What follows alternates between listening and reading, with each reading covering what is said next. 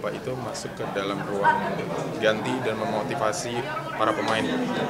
Dari Bapak sendiri ada evaluasi nggak Pak terkait dengan pertandingan kemarin? Ya gini, kan yang selalu saya bilang, kita punya proyek besar, lolos Piala Dunia. Tidak mudah, kita tahu, tetapi saya tidak mau ketidakmudahan ini justru menurunkan semangat kita untuk berjuang habis-habisan. Dan saya tidak mau belum selesai itu kita pantang menyerah. Nah, kemarin saya lihat momennya pas. Karena kita masih punya 5 pertandingan. Ada 3 di kandang, 2 tentu away. Artinya kalau kita bisa 9 poin masih bisa. Nah, ini yang saya dorong, ya kan, bagaimana di pertandingan dengan Saudi ini menjadi sebuah kunci. Ya kan, sebenarnya ada beberapa kunci yang kemarin hilang, salah satu lawan China. Ya, kalau lawan Bahrain no comment lah, ya. Nah, ini yang saya ingin pemain, pelatih semua berintrospeksi diri bahwa mereka masih percaya tidak dengan proyek ini. Dan saya sembari dengan sebuah teguran positif, bahkan saya pesan juga introspeksi semua, karena dalam situasi seperti ini justru kita harus solid. Nah, itu yang saya tekankan sebenarnya kemarin. Kalau dari kacamatanya Pak Erik sendiri melihat para pemain ini, apakah motivasinya mulai pudar atau makin justru ingin membuktikan gitu? Ya, kalau saya melihat Ole yang kemarin datang setelah pertandingan saya bertemu, saya ajak bicara, dia justru ingin menjadi bagian sebuah rencana besar ini. Jadi dia masih confidence. Nah, saya harap pemain juga dan pelatih bisa memberikan yang terbaik untuk pertandingan Saudi ini. Karena ini benar-benar poin yang sangat dibutuhkan. Kalau harapan dari Pak Erik sendiri, komentar terkait dengan pertandingan besok ini bagaimana? Ya kembali, kalau saya kan selalu maunya menang. Siapa sih yang mau kalah? Prediksi Pak? Ya maunya menang, pokoknya 3 poin yang kita tunggu-tunggu kalau bisa dapat, berarti kan kita 6 poin. Nah, saya tidak tahu pertandingan yang lain kemarin, mungkin ada yang kalah, ada yang seri, ada yang ini. Ya kalau ternyata pertandingan negara lain semua seri terus kita menang kan lumayan. Berarti kita 6, yang lainnya ada 6, 7, 7 ya lumayan lah. Ketinggalannya tinggal 1 poin gitu. Ya? Baik. Nggak? Pak Erik, emang apakah benar bakal ada evaluasi besar-besaran Pak setelah lawan Arab Pak? Ya harus ada. Termasuk dengan kursi STI? Saya tidak bisa spesifik satu individu atau kepengurusan, ya kita seluruh programnya kita evaluasi.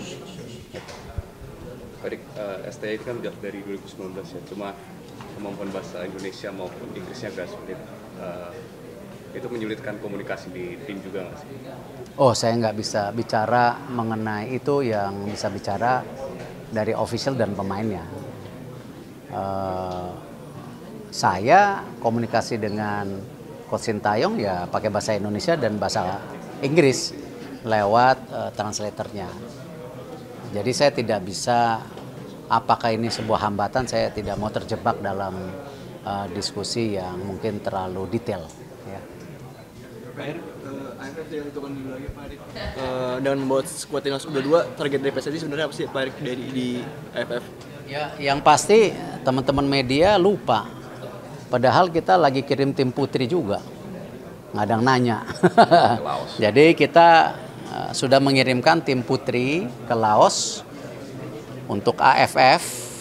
Ya, saya berharap tim putri rankingnya terbaik, sehingga ya tim putri kita juga bisa lolos ke Asia.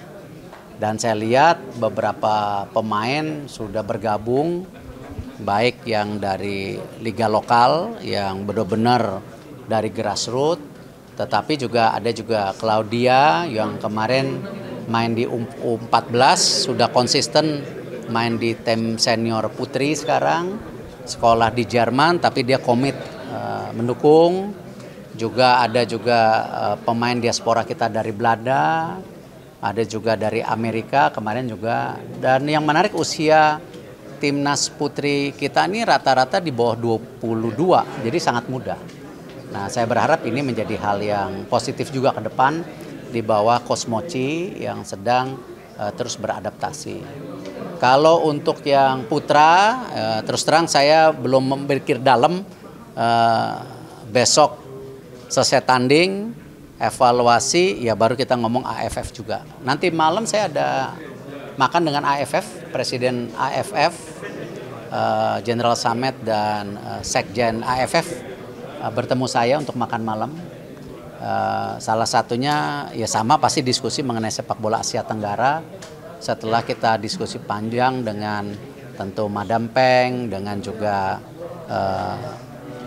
TMG ya, Crown Prince dari Johor, Tengku Ismail, yang memang sepertinya semua negara Asia Tenggara ini sedang bergejolak ingin membangun sepak bolanya dan ingin juga mulai setara dengan negara-negara Asia, karena selama ini Asia Tenggara itu selalu dianggap remeh dan kadang-kadang dikorbankan. Nah, ini yang kita sama-sama ingin bersatu. Kita punya penduduk 600 juta, ekonomi besar, talenta juga besar, ya tinggal masing-masing negara kita berkompetisi dengan baik, dan itu yang disampaikan oleh tentu TMG waktu bertemu saya. Ini yang saya takut-takutin akhirnya bangun tidur katanya. Sejak tahun 2009 saya sudah mengingatkan sepak bola Malaysia bahwa negara-negara ini Asia Tenggara akan bangkit, tetapi yang paling bahaya kalau yang Indonesia itu bangkit, nah itu takutnya ini menjadi sebuah raksasa. Jadi ini yang saya rasa justru kenapa saya mengingatkan semua pembangunan sepak bola ini bukan unsur pribadi, pengurus, saya pribadi, pelatih, apa ini memang ya kita membangun sepak bola Indonesia. Jadi semua kepentingan harus bersatu bahwa sepak bola ini adalah alat pemersatu bangsa, alat yang membawa martabat kita ya dihargai di luar negeri, dan sepak bola ini juga menjadi sebuah intangible bagaimana value-value sebuah kebangsaan ini akan terasakan ya, baik nasionalismenya, baik semua pendukung kita menjadi sebuah negara besar. Pak, evaluasi Garuda ID gimana Pak? Garuda ID evaluasinya Pak mungkin sudah. Nanti sore. Nanti ya, nanti ke BK gitu. Oke. Sama lapangan ya Pak? Lapangan di GBK.